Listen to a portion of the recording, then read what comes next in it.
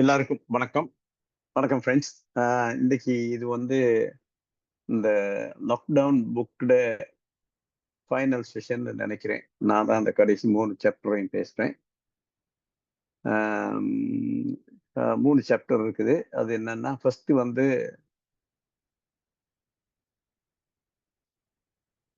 நாம எல்லாரும் மனித பிறவியில வந்த தெய்வங்கள். 2வது வந்து ஆன்மீகத்தை தவிர ஆன்மீக மூலம் தான் உலகம் நலம் பெற முடியும். 3வது வந்து பிஎஸ்எஸ் என்ற நோக்கமே உலக நலம் தான். அப்ப முதலாவது நம்ம பார்த்தோம்னா, பத்ரிஜி பேசுறாரு, பத்ரிஜி சொல்றாரு, நாம் எல்லாரும் கடவுள்கள். ஆனா முதல் அதுலயே எனக்கு ஒரு கொஸ்டின் வருது. நாம் எப்படி கடவுள்னு தெரிஞ்சுக்கிறது அப்படின்னு நான் கேட்க ஆரம்பிச்சேன். எப்படி நம்ம கடவுள்னு தெரிஞ்சுக்கிறது? அப்ப அவர் அடுத்தது சொல்றாரு, நாம் எல்லாரும் ஆன்மாக்கள். இந்த மனித பிறவியில உள்ள உணர்ச்சிகளை எப்படி அனுபவிச்சு தெரிஞ்சுக்கலாம் தான் நம்ம வந்திருக்கிறோம் அப்படின்னு ஒருத்தர் சொல்றாரு. இன்னொருத்தர் சொல்றாரு, நம்ம எல்லாரும் ஆன்மாக்கள், நம்ம பிரமிட் மாஸ்டர்ஸ் எல்லாருமே இங்க வந்திருக்குது இந்த இதை தெரிஞ்சுக்கிட்டாங்க. அப்ப எனக்கு அங்க கனெக்ட் பண்றாரு, இங்க நாம தெய்வங்கள் தான். அப்ப நான் ஓகே, இது எப்படி நம்ம புரிஞ்சுக்கிறேன்னு திருமூலர்கிட்ட பாக்குறேன். திருமூலர் சொல்றாரு, தன்னை அறிய தனக்கொரு கேடில்லை, தன்னை அறியாமல் தானே கெடுகின்றான், தன்னை அறியும் அறிவை அறிந்த பின் தன்னையே அர்ச்சிக்கத்தான் அமர்ந்தானே. இந்த கடைசி லைன் பாருங்க. தன்னையே அர்ச்சிக்கத்தான் அமர்ந்தானே. யாரை நம்ம அர்ச்சிப்போம்? நம்ம அர்ச்சனை எல்லாம் செய்யறது கடவுளுக்கு தான். இவர் சொல்றாரு, தன்னையே ஒன்னையவே நீ அர்ச்சனை பண்ணிக்குவ, ஏன்னா நீ வந்து கடவுள் அப்படிங்கிறாரு. அது ஒண்ணு. அப்ப எனக்கு ஒரு கன்ஃபர்மேஷன் வருது. ஓ சரிதான், 2 பேருக்கு கன்ஃபார்ம் வந்திருக்குதுக்கு. அதுக்கு பிறகு இன்னொரு பாட்டு கூட சொல்றாரு. என்னன்னா, மரத்தை மறைத்தது மாமத யானை, மரத்தில் மறைந்தது மாமத யானை, பரத்தை மறைத்தது பார் முதல் பூதம், பரத்தில் மறைந்தது பார் முதல் பூதமே. அவர் என்ன சொல்ல வர்றாருன்னா, ஒரு நடந்து போயிட்டு இருக்கிறான், தூரத்துல இருந்து பாக்குறான், ஓ யானை நிக்குதே அப்படின்னு. ஓ எல்லாம் அதே என்ன பண்றது அப்படின்னு.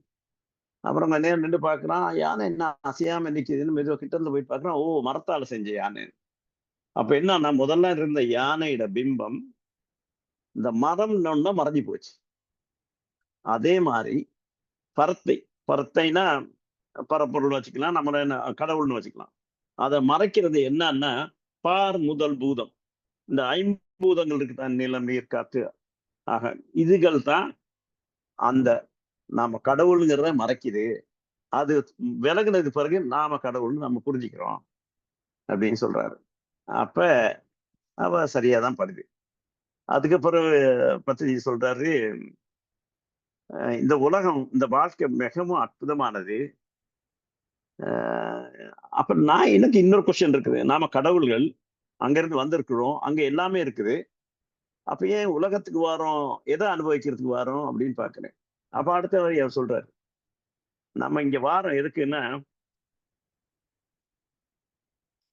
துன்பம்னா என்ன, வேதனை எப்படி இருக்கும், இழப்பு இருந்தா உணர்வு எப்படி இருக்கும், இல்ல அவமானப்பட்டா எப்படி இருக்கும், இதெல்லாம் நேர்ல நம்ம அனுபவிச்சா எப்படி இருக்கும், அந்த உணர்வை கத்துக்கிறது. அது நம்ம தியரி அங்கேயே படிச்சுட்டு வந்திருக்கிறோம். இங்க வந்து இதை அனுபவிச்சு பாக்குறதுக்காக தான் வந்திருக்கோம். இப்படி இதை அனுபவிச்சோன்னா என்ன நடக்கும், ஒரே சோகமா போயிடும், மகிழ்ச்சி எல்லாம் ஓடிடும். அப்ப நம்ம வந்து சோர்வு அடைஞ்ச உடனே என்ன பண்றோம், தியானத்துக்கு போறோம்.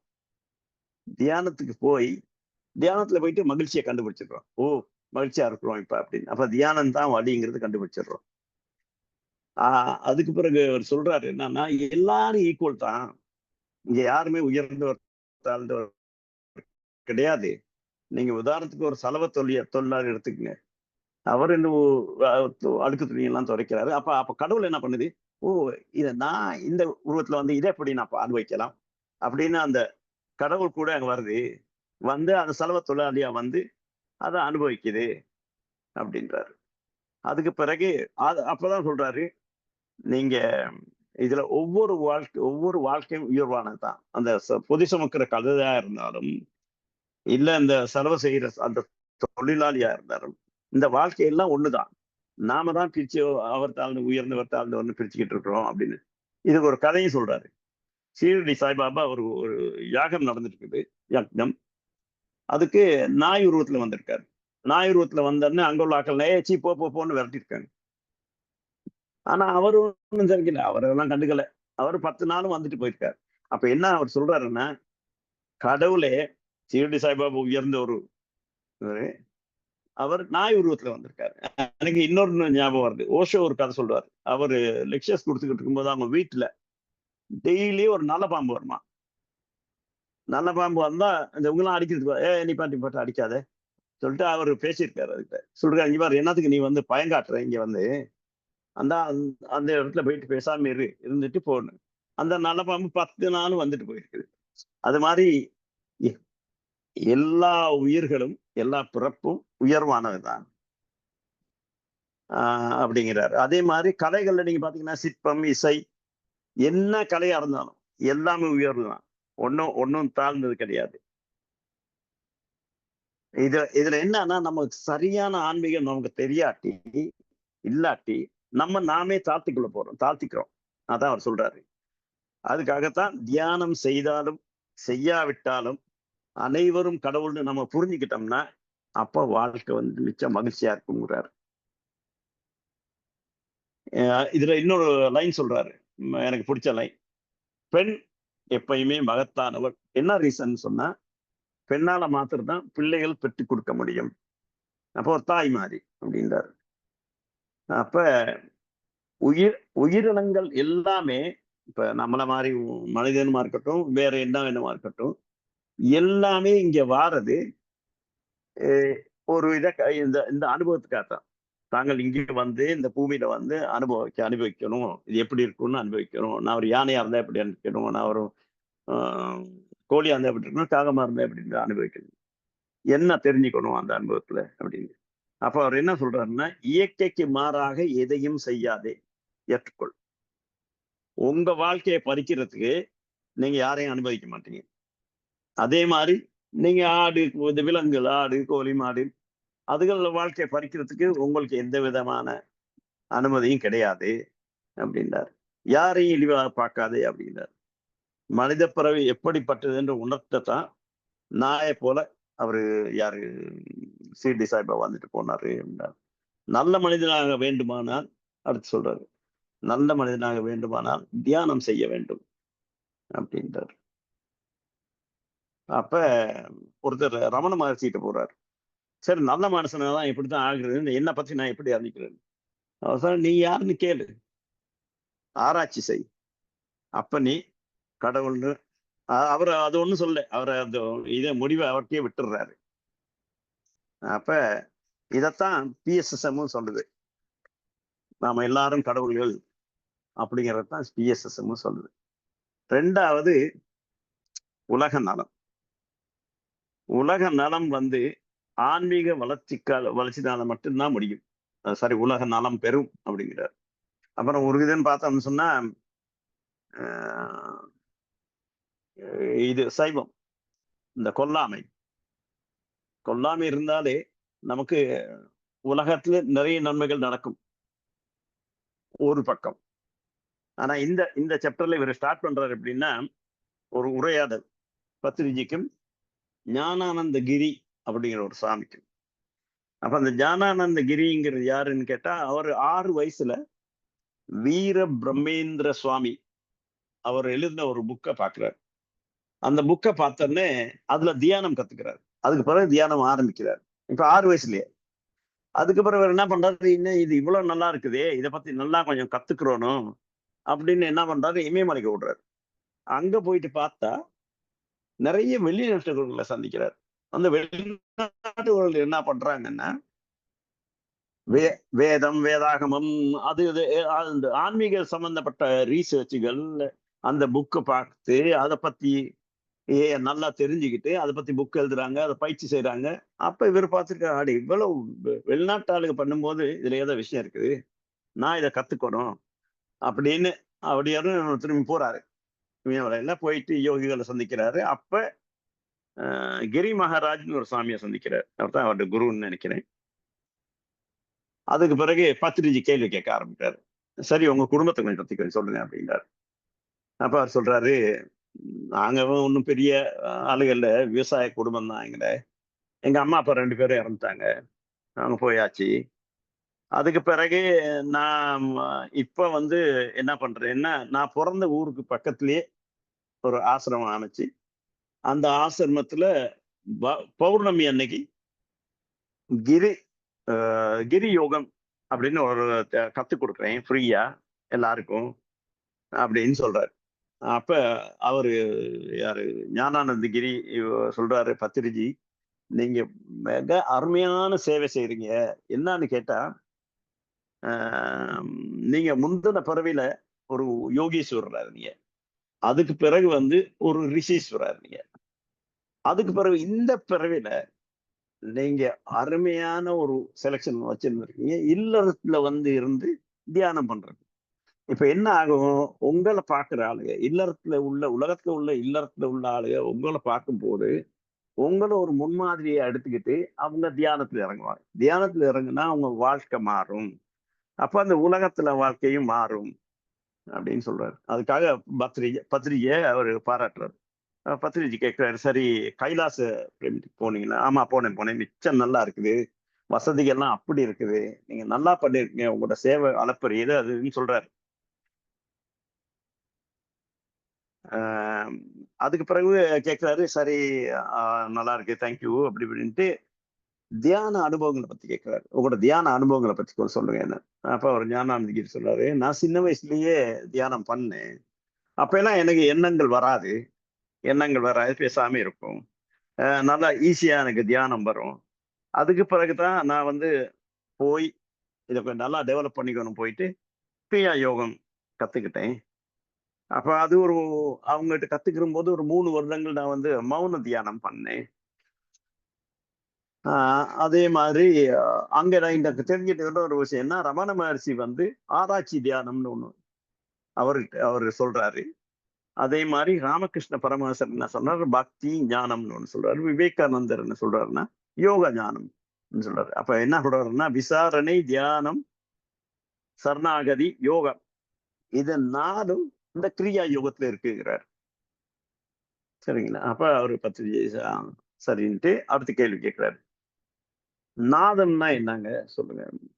அப்ப சொல்றாரு, இந்த குண்டலினி சக்தி மேல் எழும்பி அநாகத சக்கரத்துல போய் இருக்கும்போது, ஒரு இனிமையான ஒலி கேட்கும். இதுவரைக்கும் நீங்க கேட்டிருக்காத ஒலி.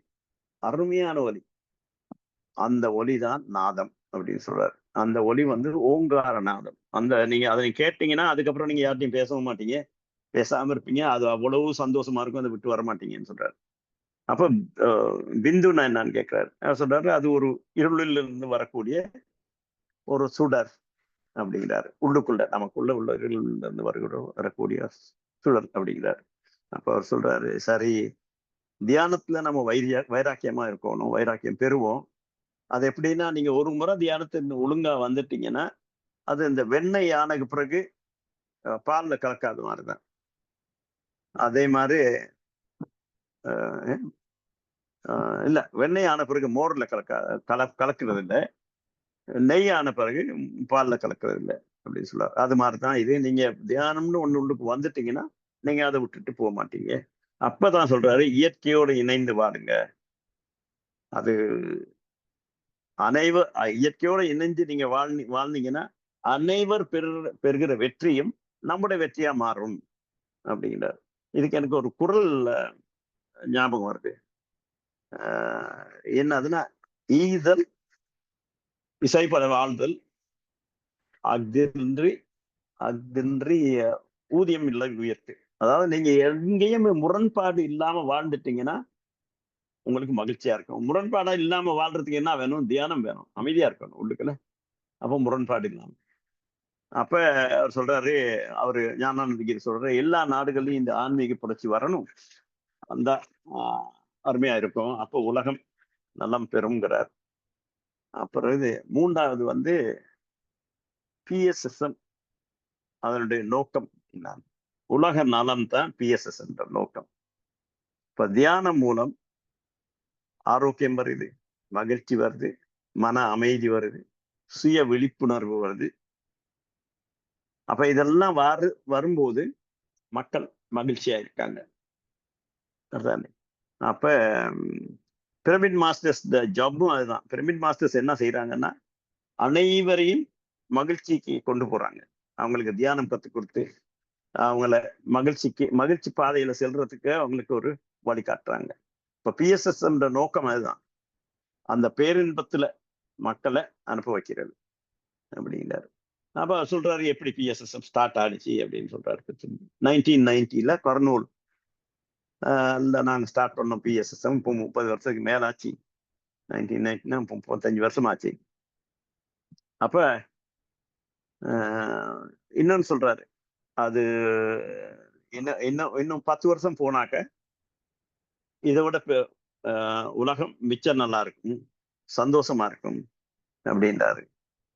அதே மாதிரி எல்லா பிரமிட் மாஸ்டர்ஸும் இங்க இறங்கி வந்திருக்கிறது தியானம் கத்துக் கொடுக்கறதுக்கு ஒண்ணு, இன்னொன்னு தியானத்தை மேம்படுறதுக்கு ஒண்ணு. அப்ப நம்ம எல்லாரும் கடவுள்கள் தான், அங்கிருந்து வந்திருக்கிறோம். இந்த இந்த வேலையை செய்யறதுக்காக தான் வந்திருக்கிறோம் அப்படிங்கிற இந்த தியான மாஸ்டர் செய்யற இந்த வேலையினால இந்த உலகம் ஒரு தங்க உலகமா மாறும். அது வருங்காலத்துல இது ஆகும். இப்ப நடந்துகிட்டு இருக்குது. ஆனா இன்னொன்னு சொல்றாரு, தியானம் செய்யறது வந்து சொந்த நலன். தியானம் நம்ம செய்யறது நம்ம சொந்த நலனுக்காக. ஆனா தியான பிரச்சாரம் பண்ணோம்னா அது உலக நலம். ஏன்னா உலகத்துல உள்ள எல்லாருக்கும் இது போய் சேரும். அது இப்படி ஒரு விஷயம் இருக்கு, இதை செஞ்சோம்னா நமக்கு ஒரு சந்தோஷம் வரும், மகிழ்ச்சி வரும், இந்த பிரச்சனைகள் ஒண்ணும் இருக்காது நமக்கு, இதை விட வாழ்க்கை சிறப்பா இருக்கும் அப்படின்னு ஆளுங்க கண்டுக்கிடுவாங்கன்னு. அது எப்படின்னா, ஒரு குளம் அமைதியா இருக்குது, யாரும் கண்டுக்க மாட்டாங்க. ஒரு கல்லை விட்டு எறிஞ்சிங்கன்னா அதுல அலைகள் இப்படி இப்படி இப்படி வரும். அப்ப வரும்போது அப்ப ஆளுங்க பார்ப்பாங்க, என்ன அலைவனுமா வருதே என்னன்னு. அது மாதிரிதான். அப்ப தியான பிரச்சாரம் செஞ்சாதான் அது போய் மக்களுக்கு போய் சேரும். சொல்றாரு, இன்னும் 10 ஆண்டுகளில் உலகம் மிகவும் மகிழ்ச்சியாக இருக்கும். பத்திரிகை சொல்றாரு. ஏன்னா அவர் 30 வருஷமா பார்த்தாச்சு இது இப்ப என்னென்ன முன்னேற்றம் வந்திருக்குதுன்னு. அப்ப உலக முன்னேற்றத்துக்காக நாம் எதை வேண்டுமானாலும் செய்வோம் அப்படிங்கிறாரு பிஎஸ்எஸ்எம். அப்ப இன்னொரு இதுன்னு சொல்றாரு, நம்ம இது செஞ்சதுனால என்னென்ன நன்மை நமக்கு உண்டாச்சு. நம்ம நினைச்சோம், ஏன்னா இது 24 மணி நேரம் சர்வதேச யோகா தினம்னு ஒண்ணு பண்ணணும். அது பண்ணோம். அதுல இசையமைப்பாளர்கள் அவங்க எல்லாம் ஃப்ரீயா வந்து நிறைய பேர் ஹெல்ப் பண்ணாங்க. நிறைய வாலண்டியர்ஸ் இருந்தாங்க, அவெல்லாம் பண்ணாங்க. 12 மணி நேரம் தியானம் பண்ணோம். 12 மணி நேரம் சத்சங்கம், ஆச்சாரிய சத்தங்கம் இதெல்லாம் பண்ணோம். அவ்வளவு இதா இருந்துச்சு. இப்ப பிரமிட் சேனல் வந்து சேட்டலைட்டுக்கு போயிடுச்சு. அப்ப அங்க இருந்து இப்ப நமக்கு இது ஜூம் மீட்டிங் அது இது எல்லாமே போகுது. அப்ப நிறைய ஊர்களுக்கு அது போகக்கூடிய வசதி இருக்குது. அப்ப இதை தவிர இப்பதான் நமக்கு நிறைய ஆதாரம் தேவை அப்படிங்கிறார். ஏன்னா இது நம்ம பெருகிட்டு போறோம், நமக்கு நிறைய ஆதாரம் வேணும். அது ஒவ்வொருத்தரும் தங்க சொந்த நிதியை வழங்குறதுக்கு முன்னுக்கு வரணும் அப்படின்றாரு. அப்ப அவரோட ஒரு ஒரு தொலைநோக்கு எப்படின்னா, இந்த பிஎஸ்எஸ்எம் சேனல் வந்து உலகத்துல உள்ள அனைத்து மொழிகளிலும் இருக்கணும்ல. அப்ப அனைத்து மொழி பேசுற மக்களும் இந்த தியானத்தை கத்துக்கிட்டாங்கன்னா அவனோட வாழ்க்கை இன்பமா அமையும் அப்படின்றார். அதே மாதிரி இப்ப இன்னொன்னு, கர்னூல் காஸ்மிக் வேலியில இயேசு கிறிஸ்துவன் இந்த பிரமிட் ஒண்ணு கட்டுறாங்க. அதே மாதிரி இந்த தியானத்துல பவர் பாருங்க. அப்ப புத்த பூர்ணிமா வந்து 4 நாள் கொண்டாடிருக்காங்க. எப்படி கொண்டாடிருக்காங்கன்னா டிஜிட்டல் டெக்னாலஜி யூஸ் பண்ணி. அப்ப இப்ப நம்மோட சிறப்பு என்னன்னா, இல்லறத்துல உள்ளவங்களுக்கு என்லைட்மென்ட் வர்றதுதான். இல்லறத்துல உள்ளவங்களுக்கு அந்த நிர்வாணம், அந்த இது கிடைக்கிறது தான் நம்ம சிறப்பு அப்படிங்கிறார். 10 வருடத்துல எந்த மிருகமும் கொல்லப்படாதுங்கிறார். மக்கள் எல்லாருமே உணர்ந்து, மக்கள் எல்லாருமே சைவத்துக்கு வந்துருவாங்கங்கிறார். அதனால தினந்தோறும் நம்ம தியானம் மூலம் நிறைய சக்திகளை பெறுறோம். அதனால உலகம் உலகம் வந்து ஒரு பெரிய பூந்தோட்டமா மாறப்போகுது. மாறுனா ஒவ்வொரு மனுஷனும் 100 ஆண்டுக்கு மேல வாழ்வாங்க அப்படின்றாரு. அப்ப இப்ப பிஎஸ்எஸ்எம் கொஞ்சம் கொஞ்சமா வளர்ந்துகிட்டு வர்றதை நம்ம பார்க்கக்கூடியதா இருக்குது. பெரிய சந்தோஷமா இருக்குன்னு சொல்றாரு. Thank you friends. அவ்வளவுதான். தேங்க்யூ. யாராவது கொஸ்டின்ஸ் இருந்தா கேட்கலாம்.